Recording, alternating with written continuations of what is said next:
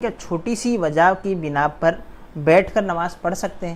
بغیر کسی وجہ کے بھی بیٹھ کر آپ نماز پڑھ سکتے ہیں جبکہ نفل پڑھ رہے ہوں۔ فرض کی بات ہے تو فرض کے لیے بغیر کسی وجہ کے قیام ہرگز نہیں چھوڑا جا سکتا۔ یاد رکھیں کہ قیام فرض ہے۔ چھوٹی چھوٹی وجوہات پر ہم یہ نہیں کہہ سکتے کہ ہم بیٹھ کر نماز پڑھ لیں، تھوڑی سی تھکن ہے بیٹھ کر نماز پڑھ لیں۔ حالانکہ علماء نے، فقہاء اعظام نے واضح طور پر یہ مسئلہ لکھا کہ اگر کسی کو قیام کے اندر کھڑا ہو سکتا ہے یا کھڑا ہونے میں وہ خود کھڑا نہیں ہو سکتا لیکن دیوار سے، ڈنڈے سے، عصا سے ٹیک لگا کے کھڑا ہو سکتا ہے تو اس پر بھی قیام فرض ہے۔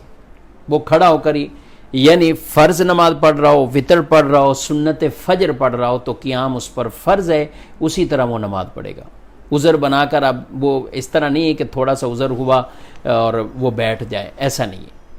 ہاں البتہ جس کے پاس قیام کی طاقت ہی نہیں ہے، کھڑا ہو ہی نہیں سکتا ہے کسی طرح، یا اس کو ناقابل برداشت تکلیف ہے، کچھ اس طرح کا معاملہ ہے، تو دوسرا آپشن شریعت کا یہ ہے کہ زمین پر بیٹھ جائے، زمین پر بیٹھ کر نماز پڑھے۔